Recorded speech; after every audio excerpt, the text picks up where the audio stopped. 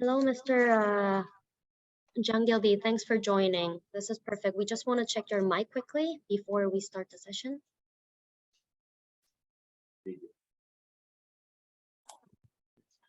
Yes, hello, how are you? Okay, great. We hear you great. Thank you. Thanks for joining in time. We're going to start the session now. So if everyone can mute until you are given the floor to address. Thank you. Yeah, just for the clarification, I see the Sergey, he's chargé. Just to ask Sergey to rename your name. There's Jangildi. Thank you. Thank you. Damon, if you can start the webinar, we will go live, and then after the music around 11, we will start with Meder starting the session. Thank you.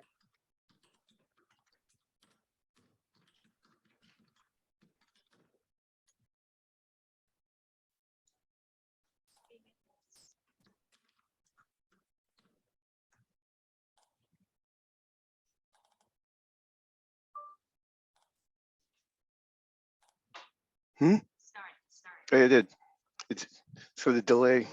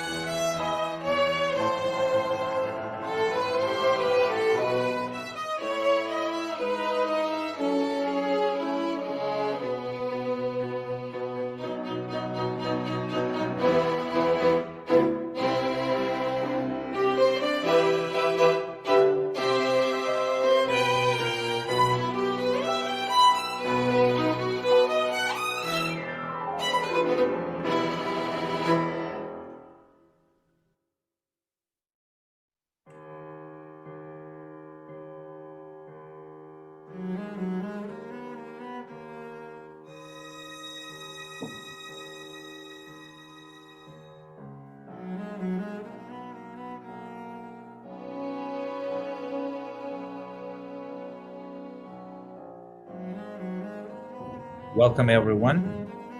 Before we begin the official launch event of the International Day for Disarmament and Non-Proliferation Awareness, we would like to ask everyone to show their name, surname, and affiliation on the screen by clicking the rename beside your name.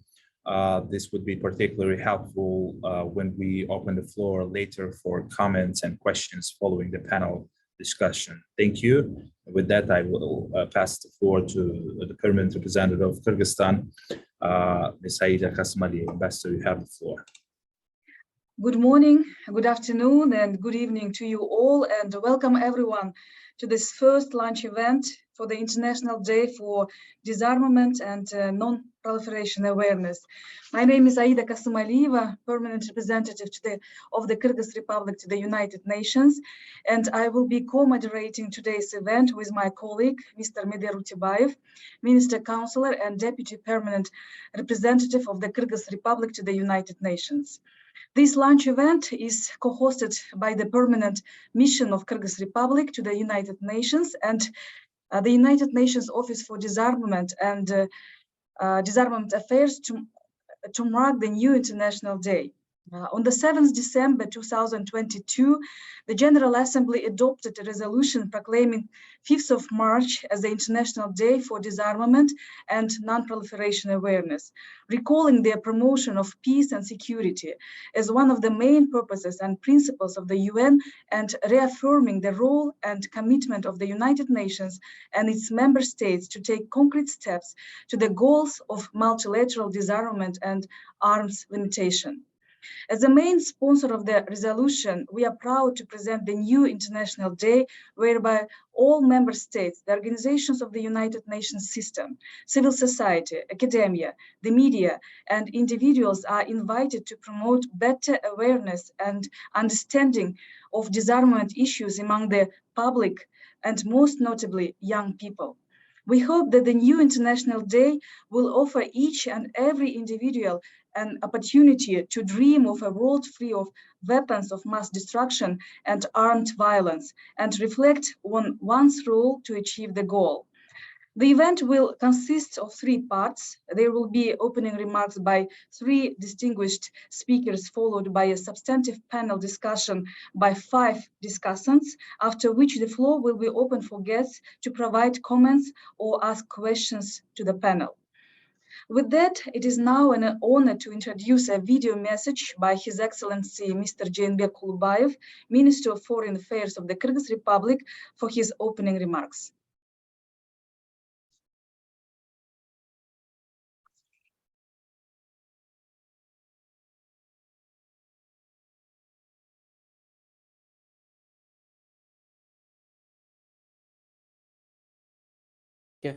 По случаю празднования Международного дня просвещения. Ваше превосходительство, дамы и господа, позвольте поприветствовать всех участников сегодняшнего мероприятия по случаю празднования Международного дня просвещения по вопросам разоружения и нераспространения. На протяжении всей новейшей истории мировое сообщество стремилось к разоружению с целью поддержания международного мира и безопасности. С момента создания Организации Объединенных Наций разоружение и контроль над вооружениями играет важнейшую роль в предотвращении и прекращении кризисов и вооруженных конфликтов. И сегодня, в свете быстро меняющейся мировой военно-политической парадигмы мира, вопросы контроля над вооружениями, разоружения и нераспространения оружия массового уничтожения как никогда являются актуальными в международной повестке дня. В данном контексте перед нами стоит глобальная задача по сохранению человечества и обеспечению нашего общего безопасного будущего. Возникает потребность в просвещении широких масс общества, осуществляющей в области разоружения и нераспространения архитектуры безопасности и усилиях, предпринимаемых государствами-членами ООН, гражданским обществом и НПО для его формирования и поддержания мира на планете. В свете этого Кыргызская республика, являясь одним из инициаторов и депозитарием договора о зоне свободной от ядерного оружия в Центральной Азии и будучи приверженной поддержанию мира, ненасилию и предотвращению распространению оружия массового уничтожения, считает важным продолжение усилий мирового сообщества в данной сфере, в связи с чем предложили объявить 5 марта Международным днем разоружения и нераспространения.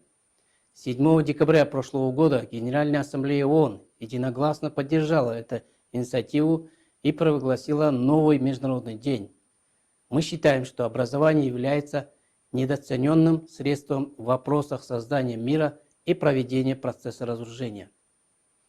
Наша главная цель в области просвещения – привить людям знания и навыки, которые позволили бы им внести свой вклад в дело реализации конкретных мер в области разоружения и нераспространения и достижения конечной цели всеобщего и полного разоружения под эффективным международным контролем.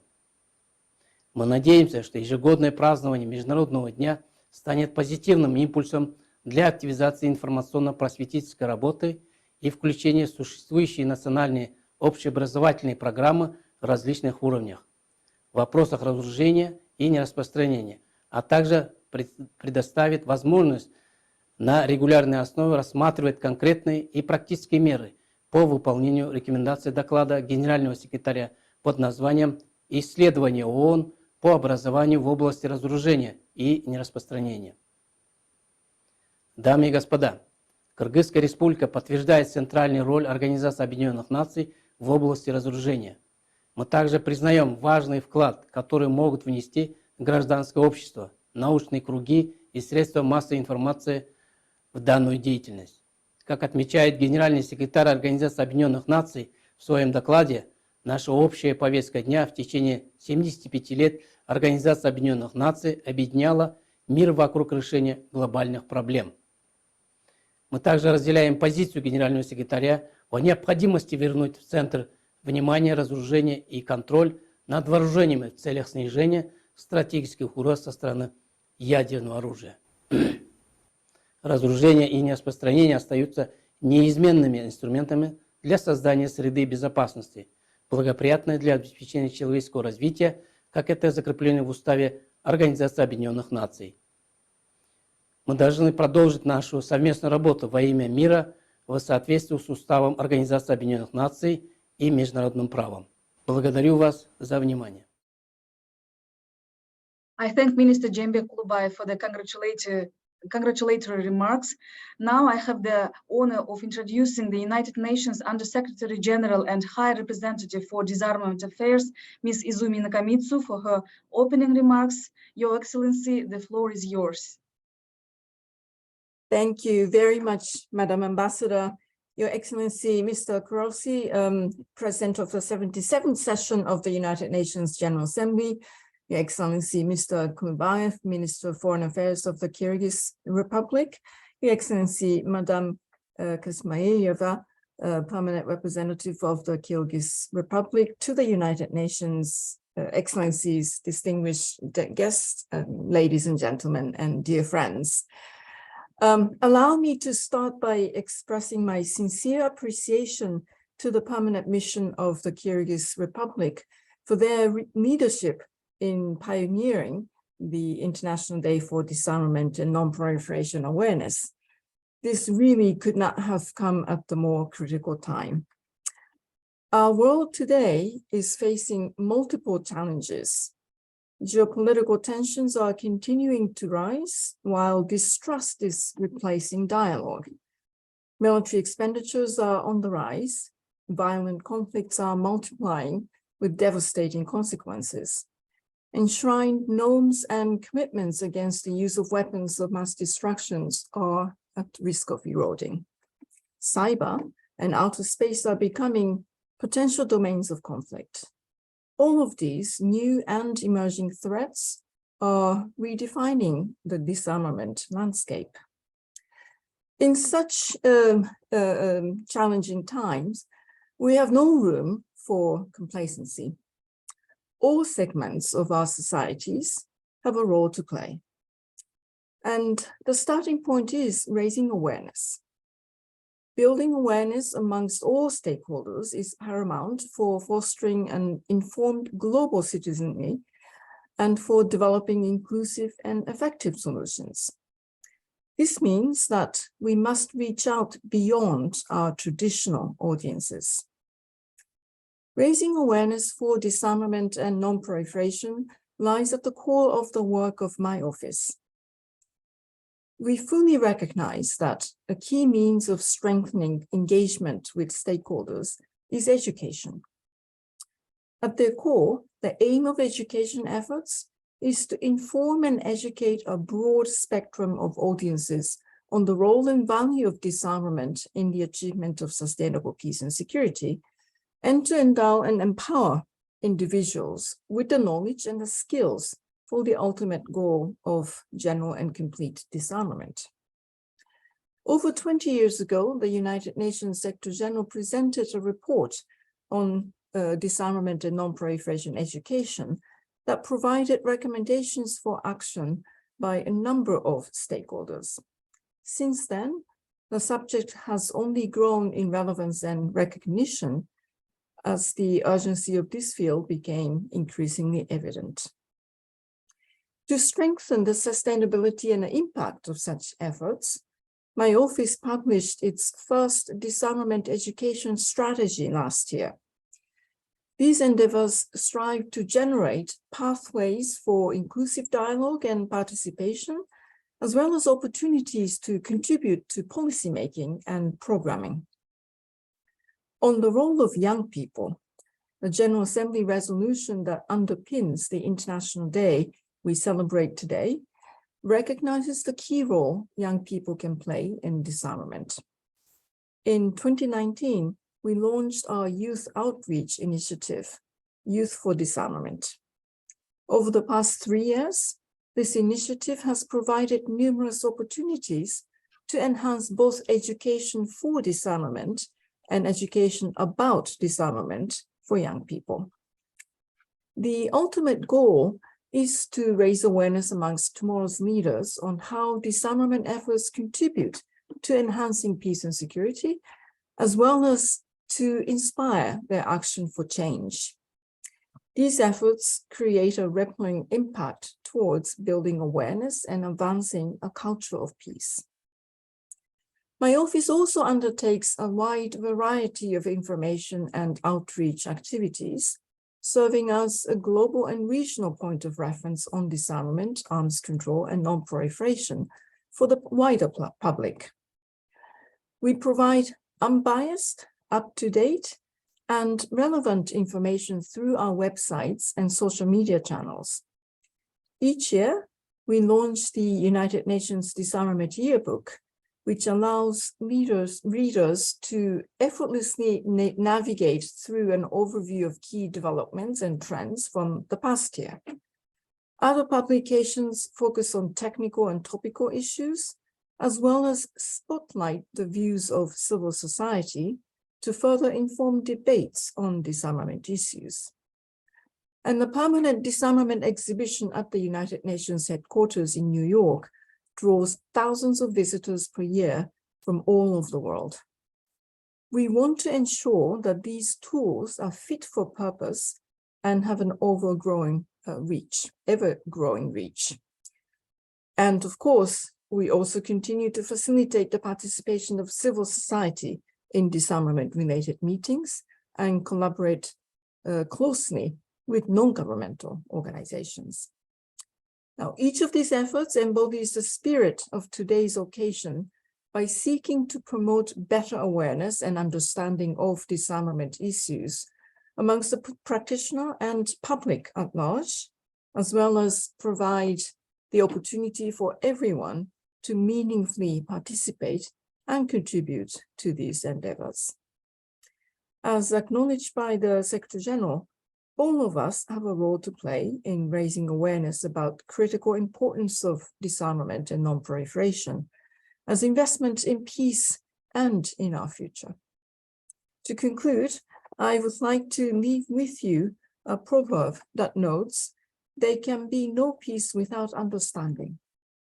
Let us mark on 5th of March, the International Day on Disarmament and Non-Proliferation Awareness, with a renewed commitment to promote a better understanding of disarmament and to work together towards a safer, more peaceful, and sustainable future for all. I thank you very much for your attention.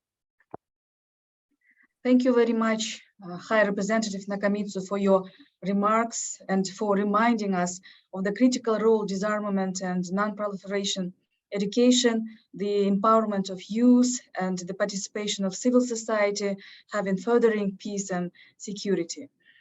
I would now like to introduce a video message by His Excellency Mr. Csaba Korosi, President of the 77th session of the United Nations General Assembly.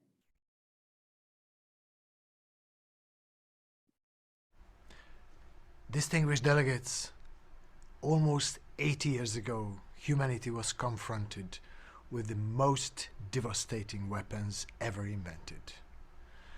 Pained by the horrors of nuclear bombings in Hiroshima and Nagasaki in 1945, the international community made a promise to never again use nuclear weapons and to undertake all efforts to destroy them.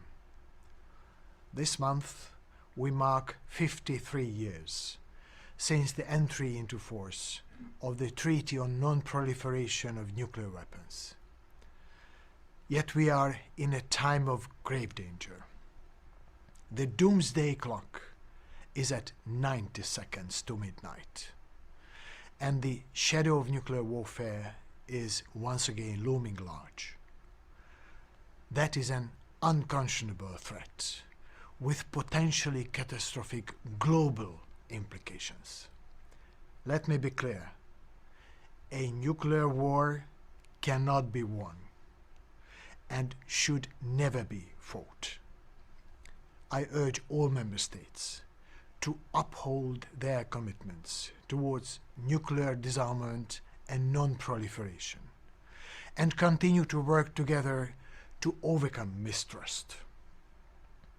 On this International Day for Disarmament and Non-Proliferation Awareness, we unite in a common desire to spread the message of peace and to advance non-proliferation efforts. We must ensure that the present and future generations do not choose the path of destruction, the path leading to Armageddon. I express my appreciation to Kyrgyzstan, which, with the support of the Office for Disarmament Affairs, has shown a strong commitment to promoting awareness and understanding of disarmament issues among the public.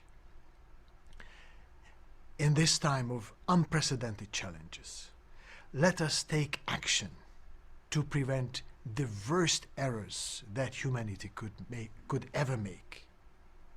Thank you. I thank His Excellency for this message. With these powerful messages, which just underscore once more the timeliness of the International Day, we will now move on the substantive panel discussion. For the panel discussion, I will hand over the floor to the co-moderator, my fellow colleague, Mr. Meder Utibayev, Minister Counselor and Deputy Permanent Representative of the Kyrgyz Republic to the United Nations. Thank you, everyone, and please, Meder, the floor is yours. Thank you, Ambassador. Dear colleagues and distinguished speakers and guests, as Ambassador Kasmaliova just introduced me, my name is Meder, the Minister Counselor and Deputy PR of Kyrgyzstan to the United Nations, and I will be moderating the panel discussion as well as subsequent questions and comment session.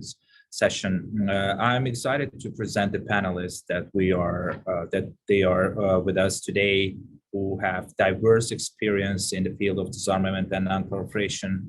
We will hear from them their perspectives on how we can mobilize wide-scale support for disarmament and non-proliferation, how we can enhance the reach, sustainability, the impact of disarmament education across the globe, and what can be done to raise awareness and promote disarmament and non-proliferation education.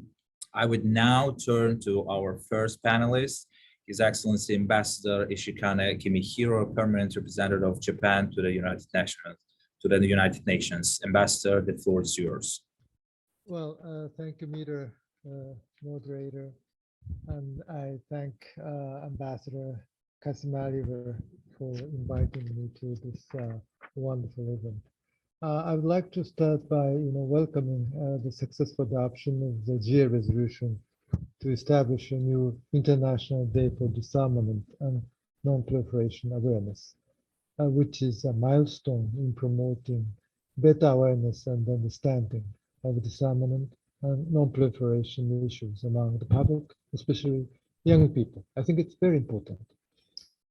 As our time is limited today, I would like to focus on the nuclear aspect of disarmament and non-proliferation in my intervention. Well, distinguished colleagues, we are now at a crucial juncture in history.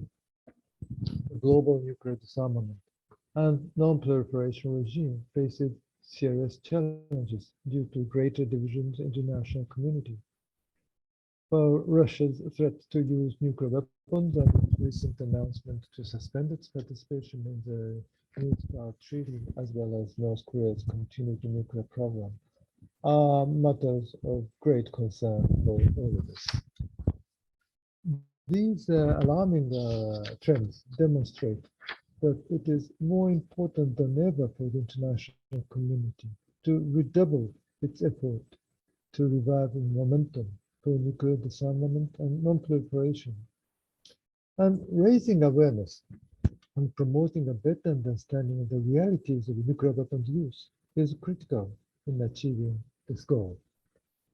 We firmly believe that Japan, as the only country to have suffered atomic bombing during war, bears a unique responsibility to convey the tragedies of the use of atomic weapons in Hiroshima and Nagasaki across generations and beyond borders. And as part of our initiative, last December, Japan hosted the first meeting of the International Group of Eminent Persons for a World Without Nuclear Weapons. And at this meeting, world leaders and experts had an insightful discussion on priorities and challenges in promoting nuclear disarmament and exchanged ideas on how to raise awareness and convey the realities of the use of nuclear weapons. Furthermore, the Hiroshima Action Plan announced by our Prime Minister Kishida during the last NPT review conference lays out realistic and practical first steps toward a world without nuclear weapons. And one of the pillars of this action plan is to promote an accurate understanding of the realities of nuclear weapons use by encouraging people from all over the world, including political leaders, to visit Hiroshima and Nagasaki. And for this purpose, Prime Minister Kishida also announced a contribution of $10 million to the United Nations for the launch of the Youth Leader Fund toward a world without nuclear weapons, which Japan with UNODA will initiate very soon. And through this program, we will invite young leaders to Hiroshima and Nagasaki and provide them with opportunities to learn more and understand the realities of nuclear weapons use. Distinguished colleagues, we cannot change one tragic fact of history. Hiroshima is the first place to have suffered an atomic bombing. However, it depends on us whether Nagasaki will remain the last place. Preserving the legacy of non-use of nuclear weapons is our shared responsibility that we have upheld for 77 years since the horrific days in Hiroshima and Nagasaki. Together with all of you, Japan will walk decisively forward on the path towards a world without nuclear weapons, no matter how difficult that path may be. I thank you.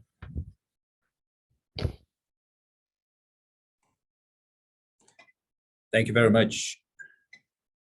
Thank you very much, Your Excellency, for your informative remarks. We remember the statement made by the Japanese Prime Minister during the last RevCon, as NPT RevCon you've just mentioned. Thank you very much, and we would like to highlight Japanese leadership on the promoting the disarmament and non-proliferation generally. I would next. I would like to invite Ms. Maria Antonietta Hakes Wakuka, Director for Disarmament and Non-Proliferation Awareness, Minister of Foreign Affairs of Mexico, to the floor. I'm proud to inform that Ms.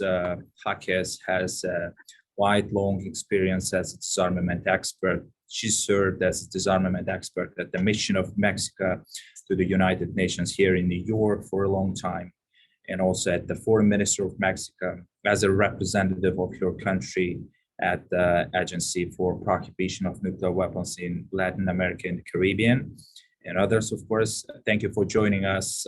You have the floor. Thank you so much. And first and foremost, I would like to join others in recognizing and expressing our deep appreciation to the government of the Kyrgyz Republic for their leadership and initiative in establishing this day for awareness on this issue that is so relevant. I also would like to thank the presence of the High Representative and UNODA for making this webinar possible, and also for the very important campaign in social media, and that is one of the actions that is needed at this stage, also to raise awareness. I want to concentrate my presentation in two issues: why we need to raise awareness on nuclear, or the need of nuclear disarmament and non-proliferation, because it sounds very logical and very important, of course, and this has been the center of the remarks of previous speakers. But I think that we need to reiterate why we need this. And of course, the actual meaning of awareness and education for disarmament and non-proliferation lies in understanding why we need to continue pursuing disarmament and non-proliferation. And this comes more natural when we see the Charter, the objectives of the Charter of the United Nations. We have agreed collectively to save future generations from the scourge of war. And we unfortunately keep hearing voices that try to link weapons to peace, that argue that weapons sustain peace. And this is counterintuitive. Ambassador Alfonso Garcia Robles, Mexican ambassador, specialist in disarmament, who was awarded the Nobel Peace Prize in 1982, said in the speech when he accepted the Nobel Peace Prize that there is an organic relationship between disarmament and peace, not weapons and peace. And this is the first thing that I think has to be reiterated as many times as necessary, because it runs countersense to the narrative of the possessors and users of weapons, especially weapons of mass destruction, and also the industry that makes them, and also many voices that try to argue that weapons are necessary to sustain and maintain international peace and security, when in fact it's the opposite. And this has been the agreement of the majority of states at the UN, and this is why the United Nations has a pending assignment, which is disarmament, especially nuclear disarmament, which was the subject of the first resolution ever of the General Assembly. So this is the first thing I wanted to mention. Then the second is raising awareness and disarmament education, disarmament non-proliferation education are necessary because of the concept of disarmament and non-proliferation, not as ends in themselves. So we need to continue raising awareness and educating, not because we want to achieve disarmament, as if it was just a declaration of good intentions or good wishes of the international community. As the Secretary General clearly stated in his agenda for disarmament, disarmament is a means towards an end. It's a vehicle to reach safety and security for the humanity, for it's a tool to save lives. It's a tool for preserving future generations. And if we don't understand disarmament and non-proliferation actions in this sense, then we end up making this a very declaratory or political tool, and not a practical tool that can help us reduce conflict and maintain peace and security, indeed. I want to say that in my region, Latin America and the Caribbean, we have proudly made a decision more than 50 years ago to become a nuclear weapon-free zone, and also a zone of peace. I wanted to mention this not because it is the pride of our region, but it is also a demonstration that these type of decisions, becoming a nuclear weapon-free zone, rejecting nuclear weapons, for example, or also becoming a zone of peace, is a political decision. It is a sovereign and political decision that countries can make, governments can make, regions can make. And we are believers that all the world can make this decision. And this is why governments can achieve a status of separating themselves from trends that sometimes feel as destiny or as overwhelming, that leave societies with no choices left. So I think that if we see the example of nuclear weapon-free zones, we can see hope, because we can see that governments indeed can decide otherwise, can decide to become a zone of peace separated from the trends, for example, in the case of Latin America, the Caribbean, of the Cold War. And I think that this example can be important as a good practice and a lesson learned for the current situation in the world. And for this to be very effective, governments need to have participation of their societies, and societies have to be the end of their policies. And this is why contribution of civil society and academia and citizens is very important, not only to place them at the center of public policies, but also to make governments be accountable for their actions in one sense or the other. But here we encounter a little bit of a challenge or a problem. And I want to finalize my intervention with this, sorry to end in a very sad note, but the fact is that disarmament and non-proliferation issues are not as widely known for the public as other global issues. For example, in all the schools, in primary schools, there are classes that enhance the need to protect the environment, for example, from a very young age. So societies are very educated, or more educated than before, on how to protect the environment. But we are not teaching our children formally in schools or in societies on how to protect and maintain peace and security. And this is not my idea. This is one of the conclusions of the study of disarmament and non-proliferation education report of the Secretary General from the very beginning, from the first time that this was presented as one of the recommendations of the report. By the way, the study was led by a very important Mexican leader in this field, Ambassador Miguel Marín Bosch, that I have to pay tribute to in my intervention. But my point is that collectively, we still have a challenge to make disarmament and non-proliferation issues a more common issue in education, and not presented as technical or as specialized or as a very particular or preserved in the military domain, for example. We need to educate our societies as actively as possible to teach young generations and children and governments through their populations to be protective and active participants in the preservation of international peace and security, because that is the only way that we will achieve this.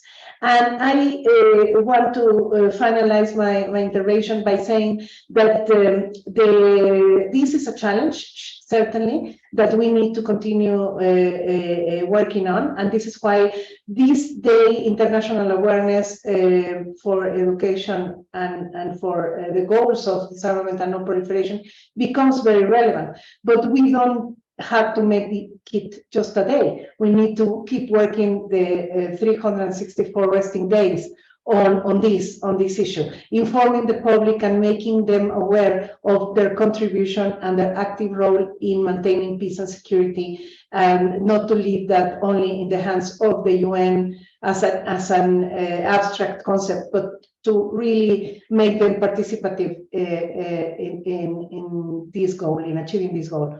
Thank you so much again to the Kyrgyz Republic for inviting me to provide some reflection from the point of view of a Latin American diplomat. Thank you.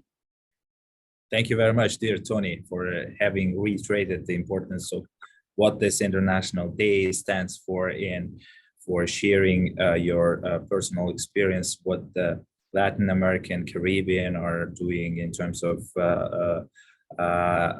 disarmament and non-proliferation. And I would like to highlight also Mexico's leadership on providing very important resolution at the United Nations last year on the education on disarmament and non-proliferation. And that was also 20 years of since first adoption of the report of the Secretary General on UN Studies on Disarmament and Non-Proliferation. With that, I'm going to the third panelist with us today is the Professor William Porter. He is a director of the James Martin Center for Non-Proliferation Studies at the Middlebury Institute for International Studies at Monterey. He has been a tireless advocate of non-proliferation and determined champion of disarmament and non-proliferation education. I express my respect for his strategic calls for the greater attention to disarmament and non-proliferation education and his dedication in support for the proclamation of this International Day.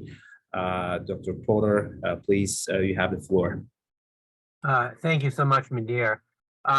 Let me begin by thanking UNODA and the Kyrgyz mission for organizing today's event. I attach great importance to the new International Day as it highlights the potential of education for promoting disarmament and non-proliferation.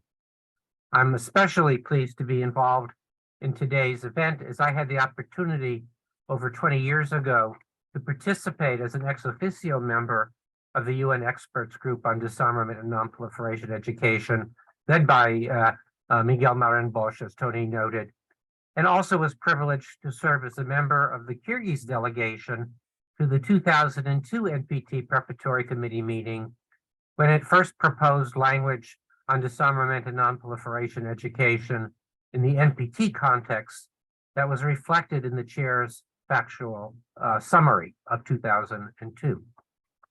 I cite this historical data to highlight the fact that the issues celebrated by the International Day for Disarmament and Non-Proliferation Awareness are not new.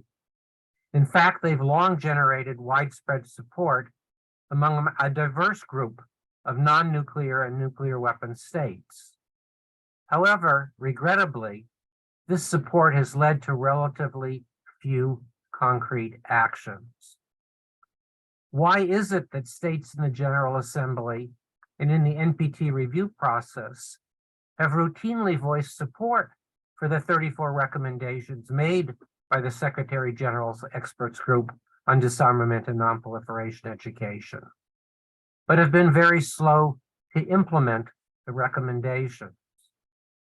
And how can the new International Day for Disarmament and Non-Proliferation Awareness help to alter this situation at a time when international norms regarding nuclear restraint appear to be eroding? In trying to understand this paradox, I believe at least 2 points are worth emphasizing.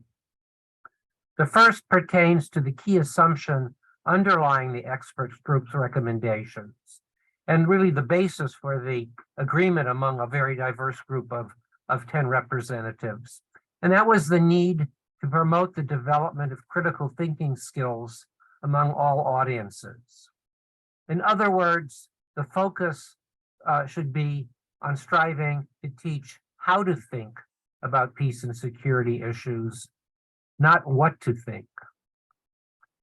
The second key point, I believe, is to recognize that most of the diplomats who typically endorse disarmament and non-proliferation education in their votes in the General Assembly and at NPT review conferences are not the primary officials in their countries with responsibility for enacting measures related to education and awareness building. Moreover, to be very frank, most diplomats have little idea about the substance of the 34 recommendations they routinely vote to support. Thus, while they endorse the abstract concept of disarmament and non-proliferation education, they are unfamiliar with the specifics. Indicative of this disconnect is the failure of almost all UN members to report biannually on their implementation of the experts group's recommendations as called for by the 2002 General Assembly resolution. For example, in 2020, only 5 states provided reports, and the number dipped even further in 2022, when only 3 states, Mexico, India, and Burkina Faso, submitted reports. As an aside, I might add that while past ignorance of the 34 recommendations and the reporting mandate may be understandable, today a quick query to ChatGPT can rectify the situation almost instantly, as I was surprised to discover when testing the app last week. More seriously, in my view, the International Day for Disarmament and Non-Proliferation has the potential to advance international peace and security, not only by calling attention to the urgent action that is needed, but by focusing each year on one or more of the specific recommendations made by the UN Experts Group and endorsed by the UN General Assembly. For example, I would suggest that a good place to start is with recommendations numbers 21 to 27. These recommendations focus on ways to utilize evolving pedagogical methods, such as participatory learning, including simulations and role-playing exercises. This can take the form of a short exercise in which students spend several hours assuming the roles of policymakers or negotiators, or as in my classes in Monterey, having students, including young diplomats, devote an entire semester to negotiating the next NPT review conference or preparatory committee meeting. Regardless of the duration of the simulation, students immerse themselves in the roles they are playing, grapple with real-world nuclear disarmament and non-proliferation challenges, and most importantly, acquire a greater ability to see with the eyes of others. In short, it's a technique for fostering empathy and respect, traits that are in very short supply today. A little over 2 years ago, when I was on the Secretary General's Advisory Board for Disarmament Affairs, along with Ambassador Miguel Marin Bosch, I made a proposal to the board that we experiment with simulations at our next meeting. While the idea was welcomed enthusiastically by most of the board members, one senior diplomat from a country I won't mention objected and said he could never pretend to be a representative from another country. But it is precisely that mind-expanding experience of acquiring empathy and respect for different perspectives that is in such short supply today and is desperately needed. There's no quick fix to the problems I've identified, as education is a slow-moving, if powerful process. It's my sincere hope that the International Day for Disarmament and Non-Proliferation Awareness will accelerate the process by encouraging states in cooperation with civil society, with academia, with international organizations and the media to invest more in education, a tool that UN Secretary General Kofi Annan once said, and correctly said, identified quite simply peace building by another name. So why don't I conclude on that note and also second the remarks of my fellow speakers, which I thought were very informative, and I hope to follow up in a Q&A period that I think we're approaching fairly soon. So thank you so much.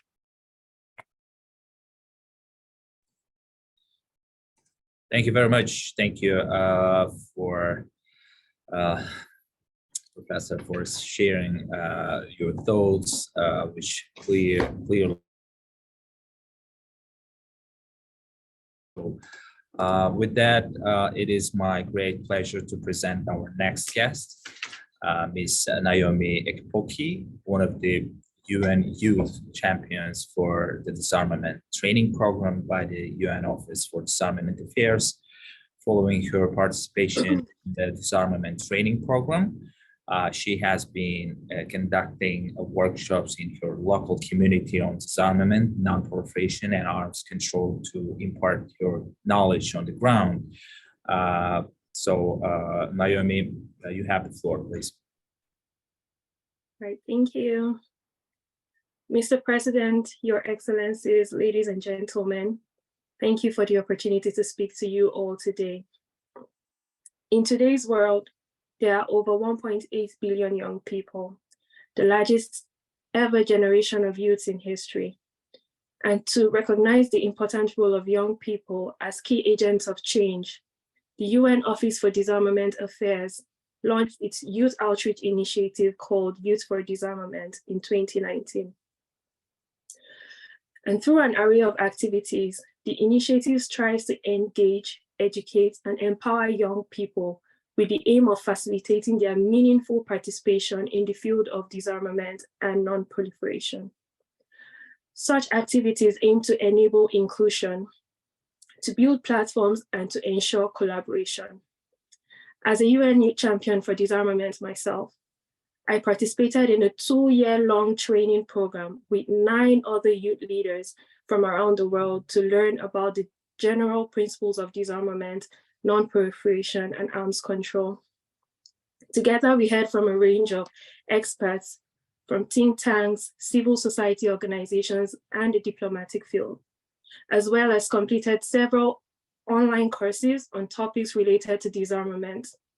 Following the program, each youth champion designed and implemented their own projects to share the knowledge we learned with our own local communities. Some of those projects has included trainings, advocacies, and mobilization. In Nigeria, through the support of the UN Office for Disarmament Affairs, I have worked with my youth-led team at the Cinema Law Foundation to run in-person trainings, educating young people on disarmament for peace, as well as empowering them to engage youths in their various communities to raise awareness on the non-proliferation of small arms and light weapons in Nigeria. As a young female engineer and a STEM enthusiast, our work has extended to empower young people with skills in science, technology, engineering, and mathematics as an effort to disengage them from the illegal production of small arms and light weapons. In the recent, we held a non-partisan town hall meeting in partnership with key stakeholders to dialogue on the prevention of electoral violence through the non-proliferation of light weapons. These projects have engaged over 90 young people in Nigeria in the past 1 year. While this is a step forward for us as a team in Nigeria, in the past couple of days, news agencies and reports have shown an alleged wave of armed non-state actors attacking some of the peaceful voters who had queued up to cast their votes in the ongoing elections in Nigeria. And this only means that we need to do more in engaging more youths in disarmament. Today, ladies and gentlemen, I speak up for the youths in my country and several other countries around the world for more engagement and support from the international community and world leaders to boost youth engagement in disarmament and non-proliferation. A disarmed world can only be achieved with the active participation and synergy with young people. We will not relent in our passion and efforts to push for a peaceful world. Earlier in this event today, the High Representative mentioned in her remarks the efforts to engage and inform youth to create a rippling effect, building awareness and promoting a culture of peace and nonviolence. Most importantly, her remarks empowers young people to think boldly and creatively in building awareness among youth and the wider public.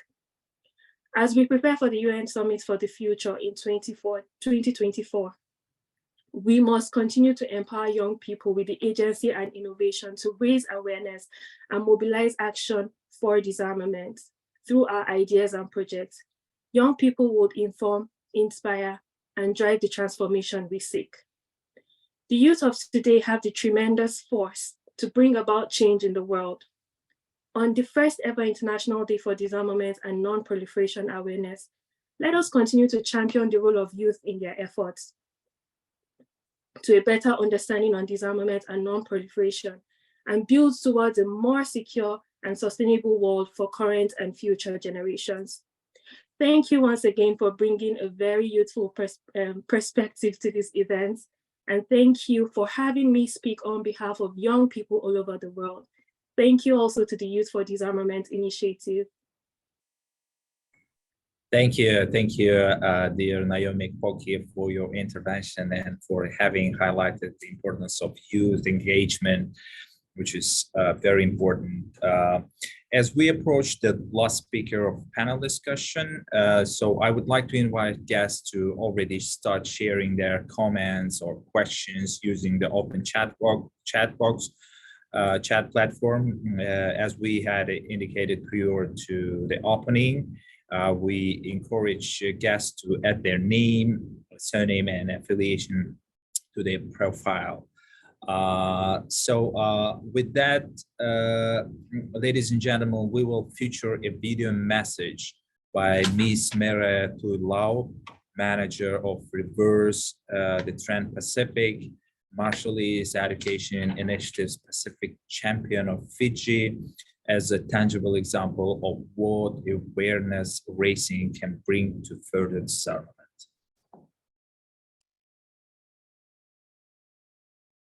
Good afternoon, Minister of Foreign Affairs of Kyrgyzstan, United Nations Under Secretary General, and High Representative for Disarmament Affairs, President of the 77th session of the UN General Assembly, Excellencies, ladies and gentlemen. It is my pleasure to deliver this message on behalf of the Reverse the Trend MEI Pacific's campaign.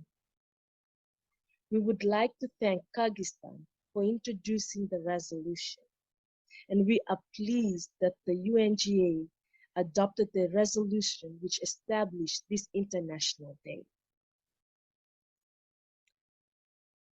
As stewards of the vast Pacific Ocean, we believe that we are called to safeguard, guide, and determine our destiny, as well as to navigate our narratives until we, the people of the Sea of Islands, are fully free.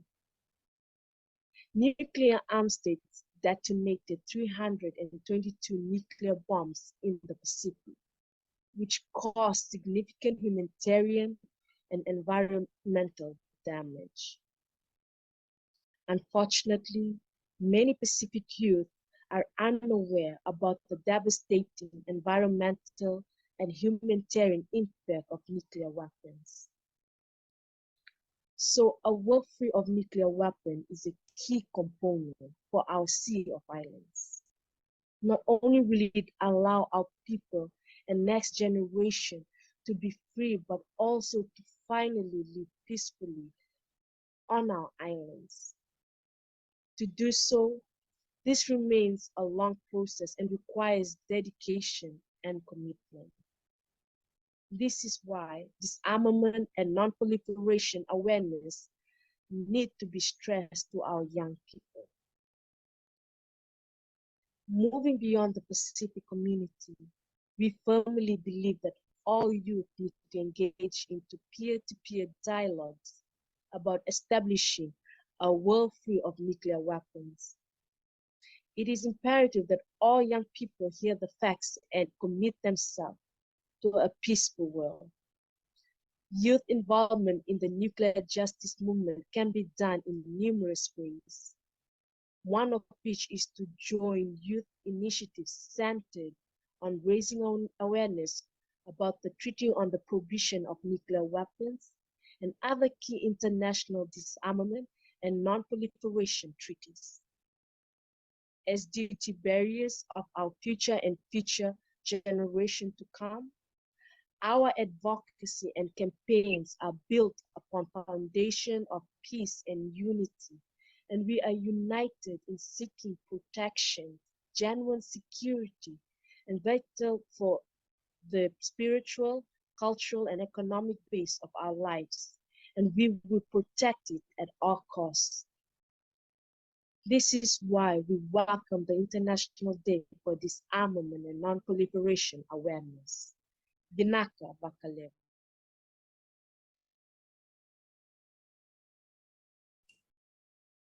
Thank you very much for this very inspiring video message from the Pacific Youth, Ms. Meredith Duilau. So once more, I thank all the panelists for sharing their insights and experience and reaffirming their strong commitment to take steps to strengthen the global disarmament and non-proliferation regime. Before I open the floor for any comments and questions, we received requests from the mission of Kiribati and missions of Kiribati and Kazakhstan to the United to make short interventions. With that, I will first offer the floor to the Deputy Permanent Representative of Kiribati to the United Nations. Josefina, you have the floor, please.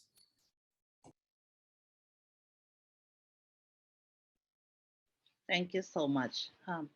The Honorable Minister for Foreign Affairs of Kyrgyzstan, Under Secretary General and UN High Representative, President of the 77th session of the UN Secretary General Assembly, Excellencies, experts, ladies and gentlemen. I am pleased to deliver this short intervention on behalf of the Permanent Mission of Kyrgyz. Kyrgyz co-sponsored the resolution in the first committee, and we are delighted that we are celebrating the inaugural event of the International Day for Disarmament and Non-Proliferation Awareness. We are glad that a young Pacific Islander delivered a moving message on behalf of the youth from the Blue Pacific. Kyrgyz welcomes this International Day as we place a tremendous amount of value in the promotion of disarmament and non-proliferation education. We believe that it is imperative for the youth to learn about the legacy of nuclear weapons. Many young people are unaware about the humanitarian and environmental consequences of nuclear weapons.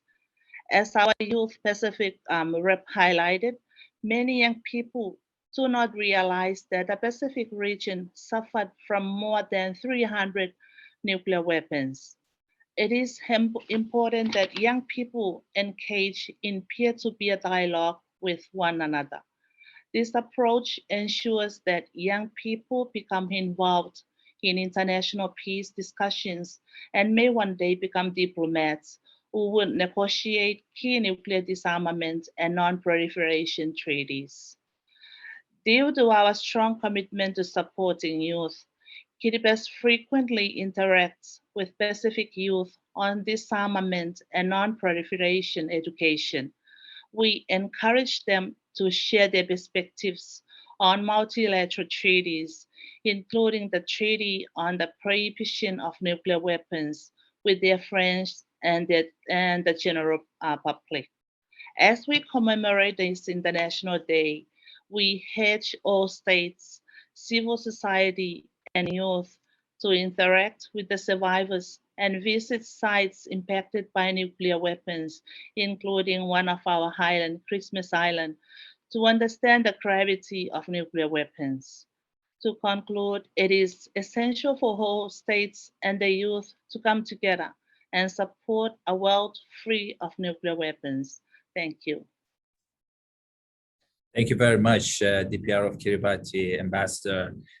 We are extremely value of your personal engagement to this process, and for also, I would like to say that the Kiribati was one of the co-sponsors of this resolution on proclamation of International Day. So with that, I will turn to the Chargé d'Affaires of Kazakhstan today, the United Nations, Mr. Sergei Viktorov. Dear Sergei, you have the floor. Thank you, Minder. Thank you very much. Excellencies, dear colleagues, Kazakhstan most formally congratulates the Kyrgyz Republic and its permanent representative to the United Nations, Ambassador Aida Kasimalieva, for instituting the International Day for Disarmament and Non-Proliferation Awareness at the United Nations. And we also thank High Representative for Disarmament Affairs, Mrs. Yumina Kamitsu, for her untiring efforts to hold the first observance of this important day. We're pleased to be among the main co-sponsors of this GA resolution to proclaim 5th of March as the International Day for Disarmament and Non-Proliferation Awareness.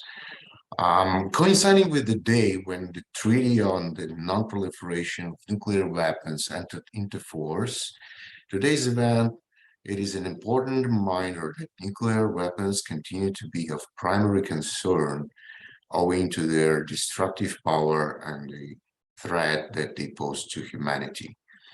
Together with the International Day Against Nuclear Tests, held annually on 29th of August, the historical day when Kazakhstan closed its nuclear test site at Semipalatinsk.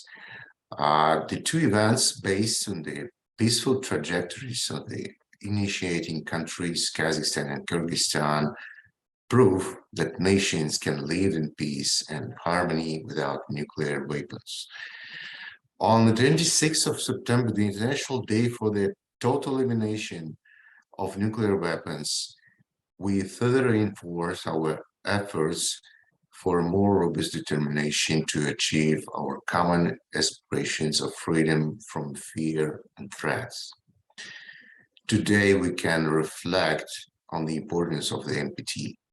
Despite the many challenges it has encountered, it undoubtedly remains one of the key cornerstones of the international security architecture and global non-proliferation regime.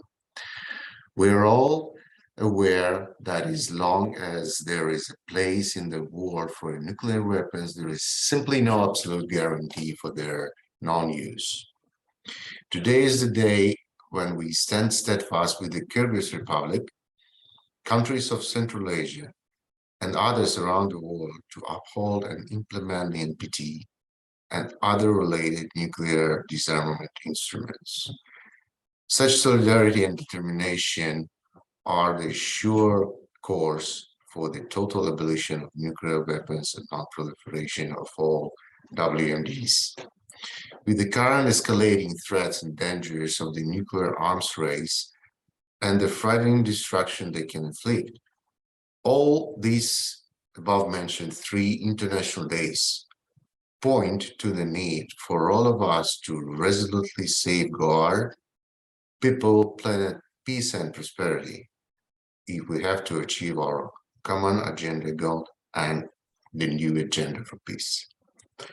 And in closing, again, I would like to thank Ambassador Aida Kasimalieva and extend the very best for the delegation of Kyrgyz Republic for fulfilling the aims of this day every year.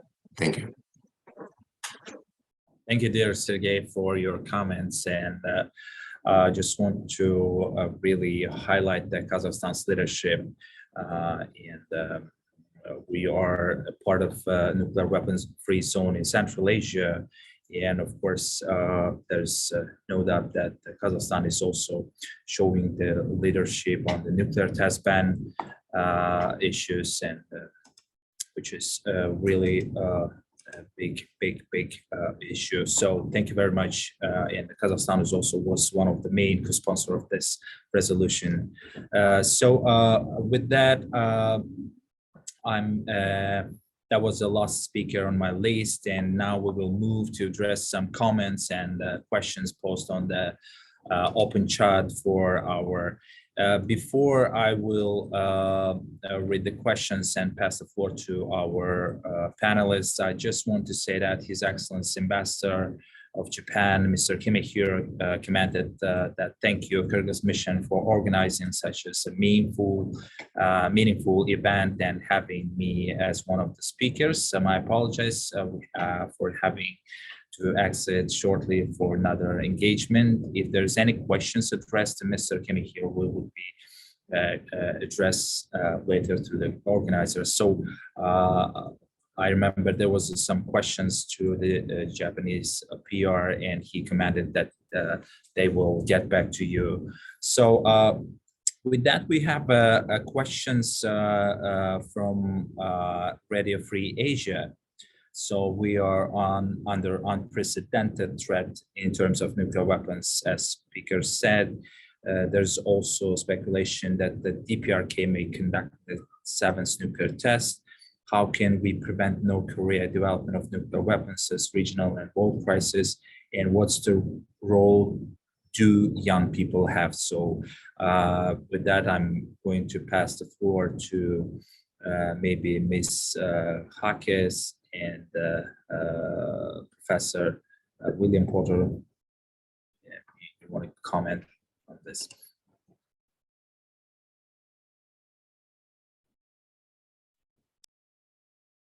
But Tonya, did you want to speak first, or I can speak if you like? Okay, well, I mean, my center and I have long sought to assist both students, diplomats, policymakers to better understand the dynamics of nuclear proliferation. And I think one conclusion from the work that we have done is that one should be very skeptical about the security benefits that are associated with the acquisition of nuclear weapons. And so I think all countries, including those who have already acquired nuclear weapons, would do well to pay attention to the dangers associated with those weapons, as well as the alleged security benefits. It's easy, I can say in particular today, at a time when we observe the horror of war, in Ukraine, to assume that somehow the possession of nuclear weapons by more states in the region would provide benefits and make conflict less likely. But I think the history of nuclear weapons suggests a very different, conclusion. And I think it's really important for young people to have the opportunity to study past nuclear decision-making and to invest as much attention in the sphere of non-proliferation and disarmament as they do to the study of nuclear deterrence. So I would simply throw that out as a manner in which education can be helpful to our youth. I look forward to Tony's remarks as well. Tony, you have the floor. Yeah. Thank you. There are many questions in the chat. I will try to give some response to as many as possible. Well, first and foremost, it is I completely agree to what Bill has just said about the importance of young people being involved, but also making a lot of not pressure but questions and make governments accountable for our actions. I think that academia and civil society, as I said before, have that role, and that is a very crucial in this area, not only for the dissemination of disarmament and non-proliferation commitments and obligations, previous commitments and obligations, but also for new ideas and for new legislation and new new commitments and new treaties even that need to be made. So I think that we cannot overlook or we cannot overemphasize the need for more access to the decision-making processes in governments and also in the United Nations of civil society and academia. With a specific, for specific cases of the risks or challenges in nuclear disarmament that we have now, I will not refer to one specific or two specific threats that we have at this stage in the current juncture, because unfortunately we have many. We have on the one hand one of the most important concerns from my point of view is the banalization of the threat of the use of nuclear weapons and other weapons of mass destruction. That is it has been constant. It is not the first time that we are facing threats, but the characteristics that we have now is that for the past years we have been hearing the leaders of major countries, major actors in the international community, threatening in a open or more nuanced or disguised manner with the use of these weapons. And we have also seen the use of these threats in a coercive manner, not only amongst possessors of nuclear weapons, for example, but also towards the general society. And we have heard also voices from the part of the general public even, and some governments advocating for the use and possession of weapons. And these are two conflicting crises, conflicting trends in crisis that we need to pay attention to, because I need to reiterate that for the majority of the peoples in the world, and for 116 countries, in fact, specifically, this option is not even available legally. The option of nuclear weapons and also the weapons of mass destruction are not valid options. So we need to also be very conscious of the role that all countries and governments and societies that have rejected weapons of mass destruction have in raising the voice and also raising the political cost for those voices that advocate for the use of these weapons. And I think that this is one of the purposes of this day, of raising awareness on the need of continuing emphasizing the existence of the danger and the existence of the risk, and not letting this type of discourse and threats and actions be normalized as a common understanding, but to ostracize them as the minority they are in the international society and community. And also I want to say that there are some questions in the chat regarding other threats, like, for example, artificial intelligence or other type of emerging technology, and the threat that implicates for for the weapons use, for the weapons development, and also for the risk of nuclear disarmament and non-proliferation. I just have to say that it is very encouraging that this issue has become more prominent in the international discourse, but multilaterally. We need to come together with an understanding and an agreement. Yet we don't have one yet. Next week, we will have discussions in Geneva on the issue of the lethal autonomous weapons. I think that it is going to be very important. Last week, the Latin American countries met in Costa Rica for the first ever commitment on a common agreement regarding the need for a new legally binding instrument on the prevention of the use of lethal autonomous weapons as it is becoming a risk right now. And I think that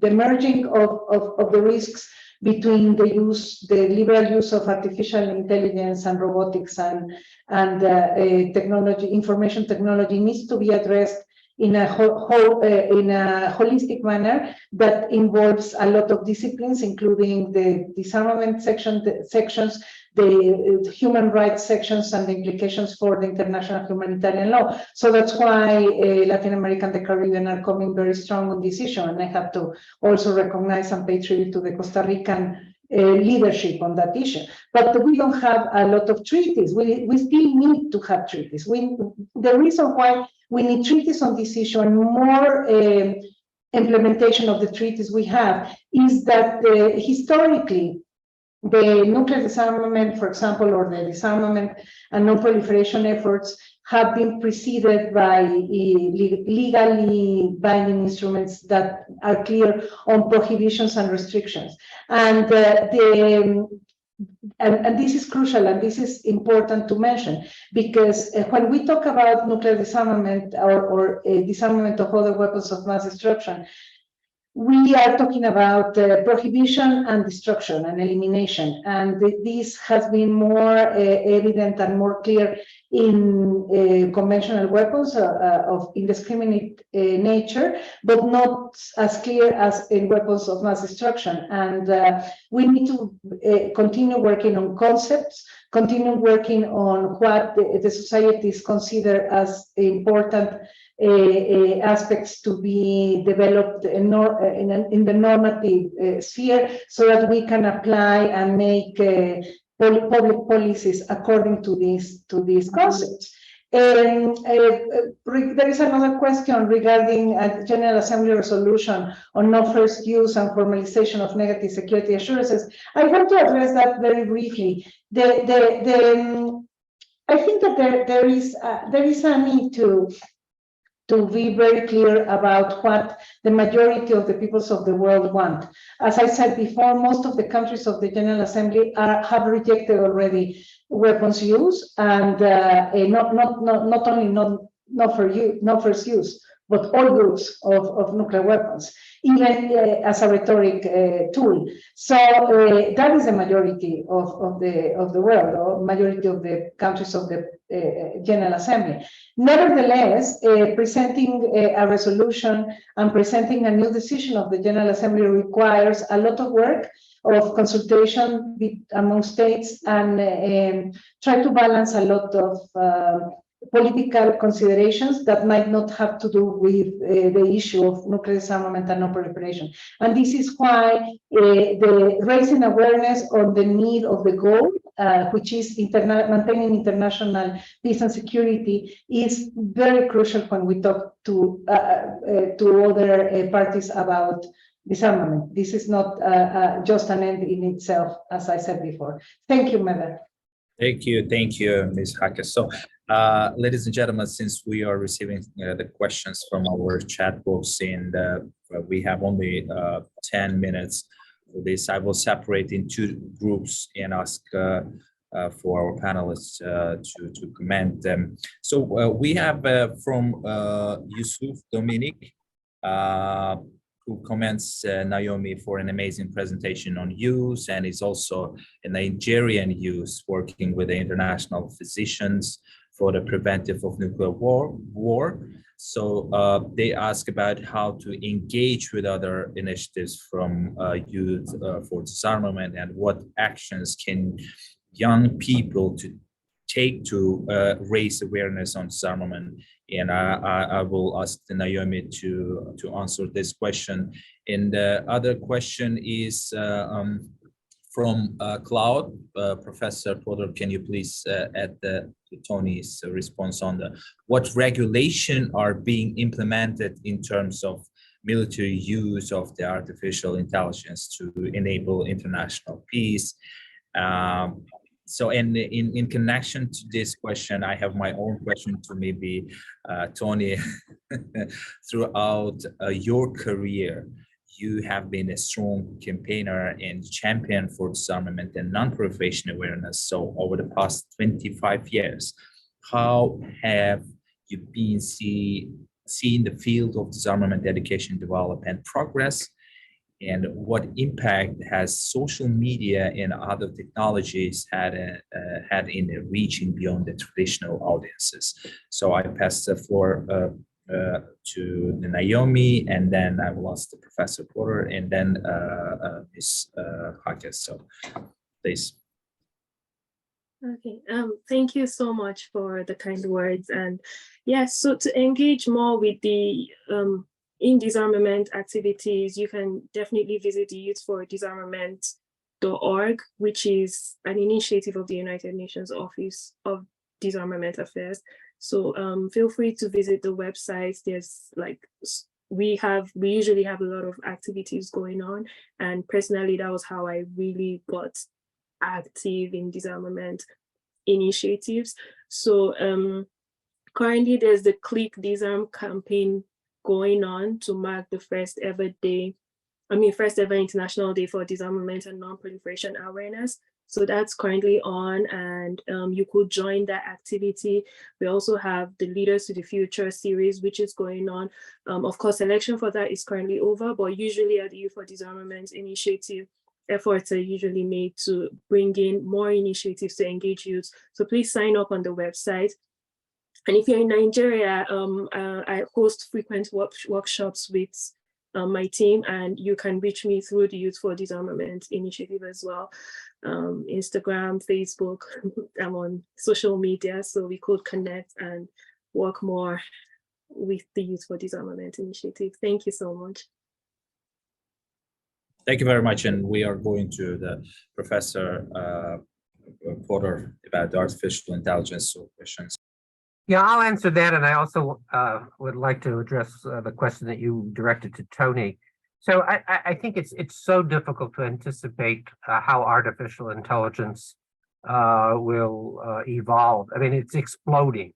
I mean, I made reference in my prepared remarks to ChatGPT. I mean, it's hard to believe. I mean, I don't see a distinction between science fiction and what we are observing on a daily basis. And I think what we do need are rules of the road, because it's not clear that this explosion in the artificial intelligence area serves any particular country's interests. And I think this is one area where it should be possible for us to meet, to try to stake out, how best we can mitigate the dangers while exploiting, the positive aspects. But what I would observe, having been teaching now for close to half a century, it seems, there are major changes. I think that we are now beginning to see more attention to some of the key issues that we've been talking about today at the university level. But what has been so slow to take place, and this is something that Tony also alluded to, is the need to introduce more formal coursework and modules at much younger levels. This was something that was identified in the UN experts group study, over 2 decades ago.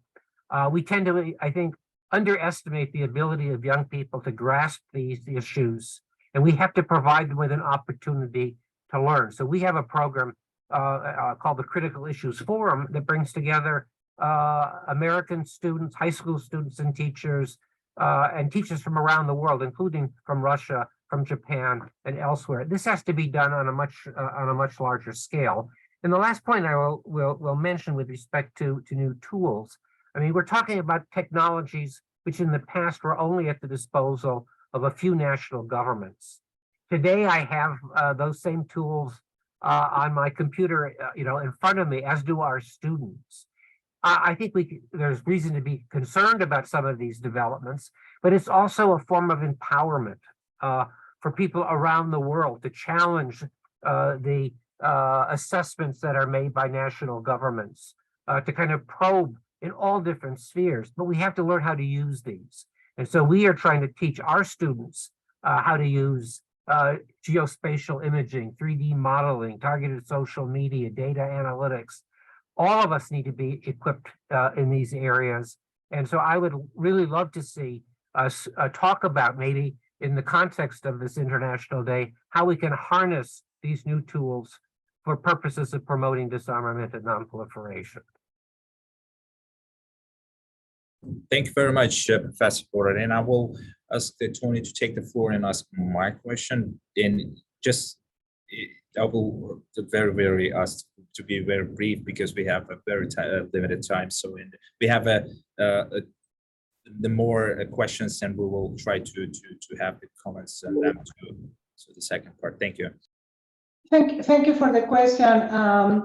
I think that in the past years, we have seen the benefits of how social media is helping disseminate, amplify some messages from the point of view of course, civil society organizations, but also they have also the social media. I mean, the social media use has highlighted the need for partnerships, and this is not only one of the sustainable development goals. It has also been very prominent in the push for the newest treaties regarding weapons. For example, the Landmine Treaty, the Cluster Munitions Convention, the TPNW, that have been forged and given impulse by a very institutionalized partnership between governments, civil society, academia, and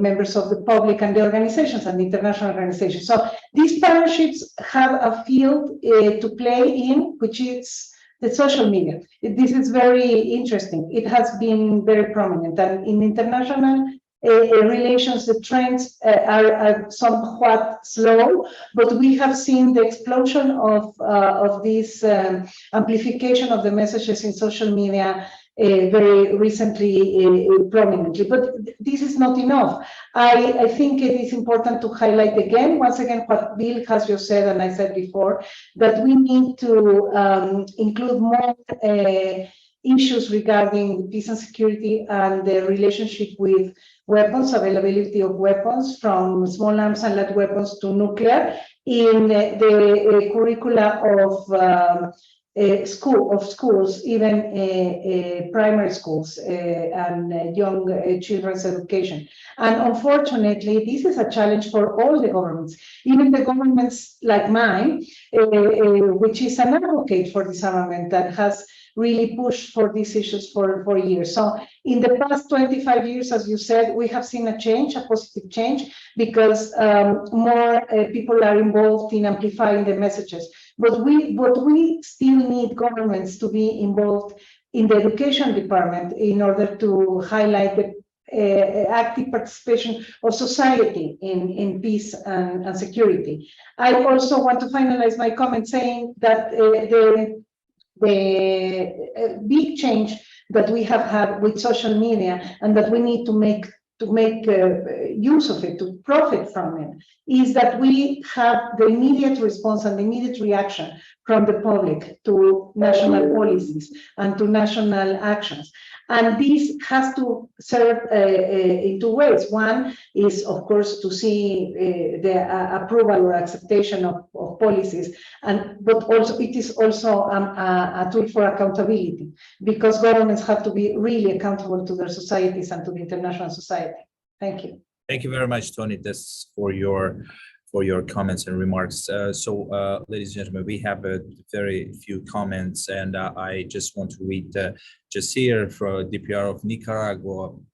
Thanks for your congratulations, and the questions from Jasir we have: how can the nuclear ban treaty contribute to nuclear disarmament and non-proliferation in creating the awareness to achieve support from our citizens and the international community? And we have congratulations from the Holy See. Thank you very much for your congratulations. We know that the Holy See is on the front line with many educational institutions to stress the necessity of the world free of nuclear weapons. And the question addressed to Ms. Hakis, how does Mexico plan to advance disarmament education as a president of second meeting of the state parties of TPNW? And I think we have a similar question from Christian Bertossi, and the Christian is wondering how TPNW state parties can advance disarmament education in implementing the TPNW, but also how this International Day can further the objectives of progress of the TPNW. And I will ask first Tony to have some comments on the Holy Seas and maybe the questions. And then the first question from the Nicaragua, I will ask pass the floor to the bill to Professor Potter. Thank you. Yeah, thank you very, very quickly, because unfortunately, this is not an event centered on the TPNW only, unfortunately, but we need to see that we need to see this treaty, the TPNW, as part of a wider spectrum. This is not, as I said before, disarmament is not an end in itself. So we need to see all these elements of the great architecture of treaties as parts of a more global machinery to reach our goal. And the TPNW certainly has served a very important role in highlighting what first and foremost was needed in the international disarmament law, if we want to call it that way, the body of law of pertaining disarmament and non-proliferation, which was an explicit prohibition on nuclear weapons as such, but also on incorporating all the trend that had been initiated by the so-called humanitarian initiative, which was these activities to highlight what weapons do, what nuclear weapons do, and the risk of nuclear detonation by accident or intentional, that was somehow considered as a thing of the past, and the need and the push to consider these consequences, the humanitarian consequences of nuclear weapons, from the point of view of the society in the 21st century. And I have to say that this is still needed. They continue pushing for considering the international consequences, the global consequences of any use of nuclear weapons. It's not an activity that pertains only to the TPNW parties, or not only to the meetings of states parties of the TPNW. This is an activity that we need to continue doing elsewhere, in the NPT, in the General Assembly, and elsewhere, because this is not what we do. This is why everything has to work to prevent the humanitarian consequences of nuclear weapons, especially, and also the weapons of mass destruction. The TPNW has been very vocal. The TPNW practice has been very vocal about this. In Vienna last year, there was a declaration adopted that highlights the value of continuing disarmament education on this issue, but also on the implementation of the treaty. Mexico, as president of the second meeting of states parties, values a lot the dissemination activities, but also the promotion of the implementation of what positive obligations TPNW parties have, and also universality of the treaty. And universality of the treaty means, for the Mexican delegation, not only the participation of the parties, but also the participation of observers. So we make an invitation here to all the countries that want to participate as observers to the TPNW second meeting of states parties to consider that, because the more countries that build breaches amongst the elements of the machinery, the more effective the machinery is. This is not a moment for isolation. This is a moment for collaboration. So we invite all parties of the TPNW to continue promoting the treaty and inviting others to participate, even as if they are not parties, as observers. I want to finalize my comments here regarding the TPNW. Thank you. Sorry. Thank you very much. And I will just ask Professor Porter just to make some comments on the previous questions. To be perfectly honest, I was so focused on listening to Tony that I'm not sure what the first question to me was. I thought I had exhausted the questions that I was to address. If I could, because I know we're going to have to wrap up in a moment, and if you want to reiterate the question, I'll try to address it. But there are two key points that I think we really need to, as a group, think about. The first one pertains to the issue of what I said earlier, the disconnect between the responsibilities of diplomats that we interact with on a regular basis in our General Assembly meetings, in our NPT meetings, and those officials in national governments who are very supportive of disarmament and non-proliferation education, but are really not the ones who are going to be making decisions. And so somehow there has to be, I think, more collaboration between the diplomatic community and those institutions in different countries that have responsibilities for education. I see this as a major shortcoming that I think we need to have to think about. How do we address this? Because it's inexcusable for only 3 countries to report on the 34 recommendations that have been adopted.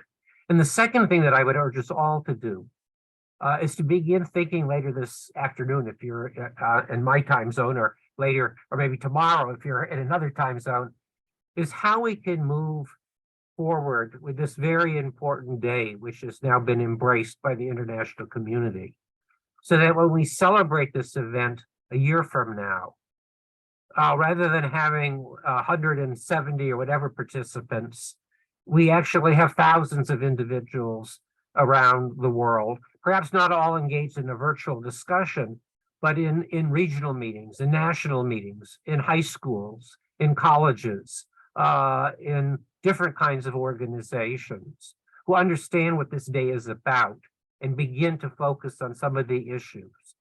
There has to be this multiplier effect. I think we're the converted already. We attach importance to this issue. What we need to do, consistent with the objective of this International Day of Awareness, is somehow reach a much larger audience.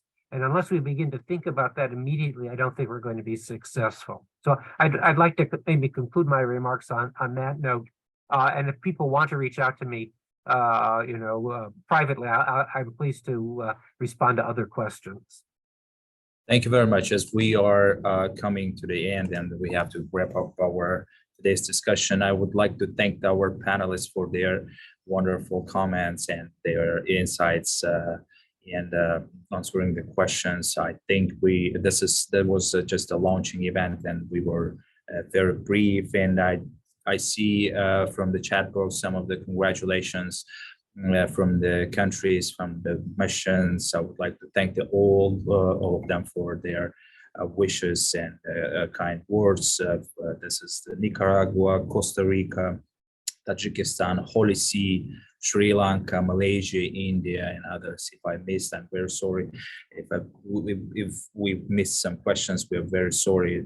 So with that, I will pass the floor to Ambassador Kasmalieva for your closing remarks. Thank you, Mider. We are unfortunately at the end of our event. It was a rich discussion, and one of that embodies the spirit behind the International Day on Disarmament and Non-Proliferation Awareness.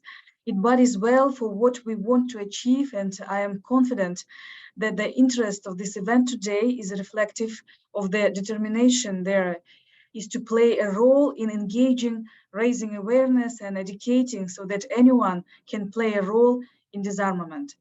With that, I will conclude the launch event for the International Day for Disarmament and Non-Proliferation Awareness with the award-winning music by Miss Irene Huang from UNODA's Pitching Peace Youth Music Challenge. I thank the United Nations Office for Disarmament Affairs for their support in co-organizing this event, all our speakers for their remarks, and everyone here who join us virtually to celebrate the new International Day. Thank you for your time, and I wish everyone a great rest of the week.